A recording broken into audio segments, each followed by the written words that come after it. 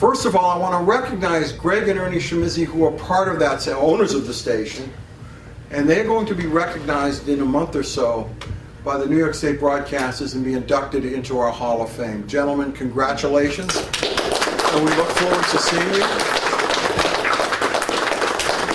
The station has been recognized for years for providing uniquely local programming serving Long Island.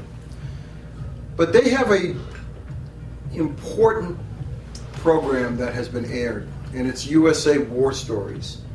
And I'm going to have Greg come up and do the introductions, but we have with us tonight a true hero from Long Island. And Greg, why don't you come up and introduce your team? And I want to welcome in advance Mr. Martin Sylvester, the United Army veteran from 1943 to 45, who has one of the most amazing stories that I think people ever read. Only my legs white. Yeah. This fella here, Martin Sylvester, young fella, he's 96, young 96, but he is he represents the very best of what we're about, and he's a POW in Germany. He's also Jewish, which is not such a good thing to be in Germany.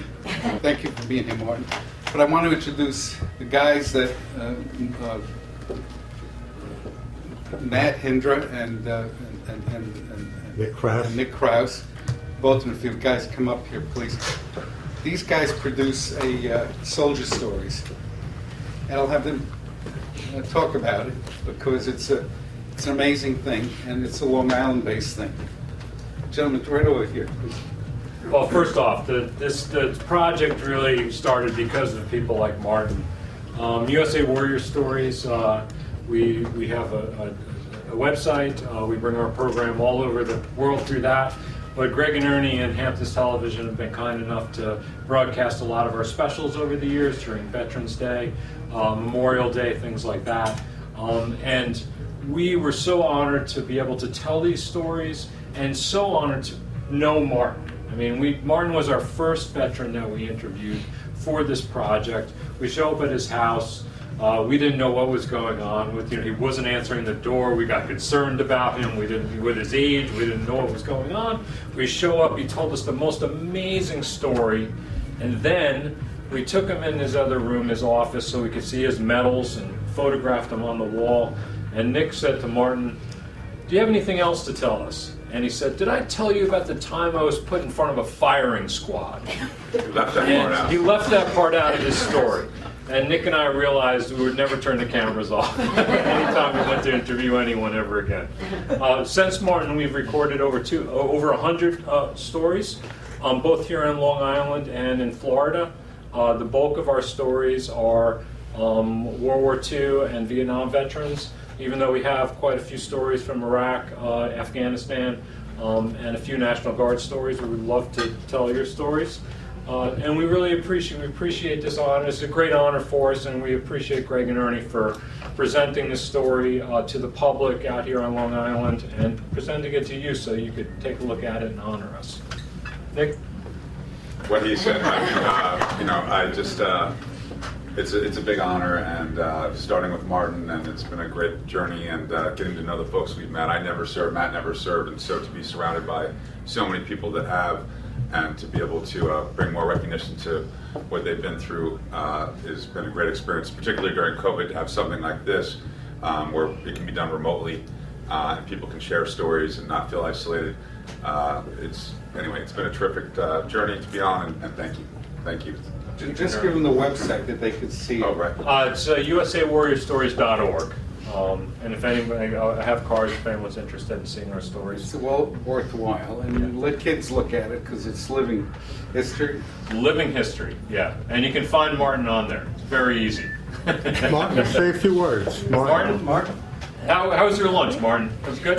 Lunch was excellent, and I want to say that I am honored to be with these guys who have jobs and they have families, and they're spending so much time to help veterans.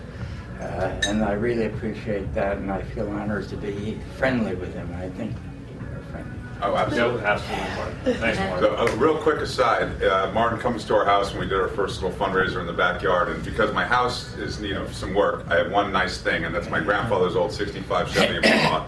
And so I put that out in the driveway so when people showed up, they wouldn't maybe look at my house. And Martin shows up and he goes, I knew a guy named John Kotuk that had a car like that, and I bought my first house from him. And it turns out that he had been in that car before I was even born, and had driven around, and my grandfather sold him his first house. So, So it's all meant to be. yeah. Anyway, thanks again, everyone. And maybe it's a good time to tell you about why I was in front of a firing squad. Okay. Okay, we're filming? I had been a prisoner of war in Germany, and I had got away from the Germans, and me and another guy, we traveled by night because during the day the Americans just scraped everything that moved. And this other guy, I don't remember his name, he was from Texas, but we approached a building, actually it was a town that was obliterated. The Americans just bombed every building in the town, and it was a residential town, stone houses, excuse me. And we got into this town and crawled into the basement to spend the day, as we traveled by night. And the owner of the house came by, entered the house, found us there, and it was a group called the Volkssturm. It was a semi-military group that was assigned by the Germans to guard the town. Anyway, they had uniforms and weapons from World War I. Some even had the pointed helmets from World War I. And we were asleep, they woke us, they had rifles with bayonets, World War I rifles, marched us into town and into a courtyard. And they decided that we were spies and they were going to execute us. And so they moved us into a courtyard and put us up against a wall, and we learned, we didn't understand that much German, but we learned that they were going to shoot us. They formed a firing squad, and at that time, a German officer happened to be in the town and walked by and asked what was going on. And they were told that they caught 2 spies and they were going to execute them. And he said, well, you can't do that because we have to interrogate them. So he took us with him, and he said to us, he said, these are a very crazy group, and they would have shot you. And he took us to his headquarters to interrogate us. At that time, Americans were winning the war, and the Germans were mostly evacuating and moving north. So anyway, that was the experience that we had where we were almost at a firing squad. They didn't quite make it, and we did, thankfully. So we're still here. Excellent. And now you know why we do what we do, because we get to meet people like Martin every day. Thanks, Martin.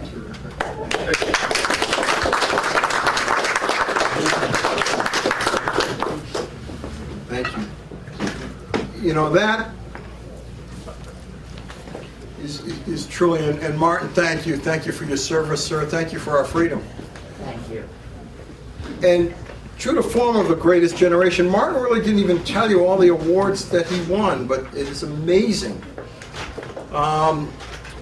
He landed at Utah Beach on June 7th, which is D+1, fought in the Battle of the Hurricane Forest, the Battle of the Bulge, served in the U.S. Army Company G, the 12th Regiment, 4th Infantry Division, a Brooklyn resident, was a prisoner of war and has been awarded the Purple Heart, the Bronze Star, Distinguished Service Medal, and the French Legion of Honor.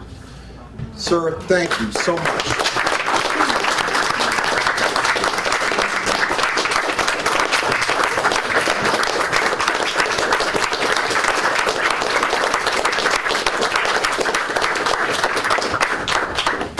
We are here today because of men like Martin.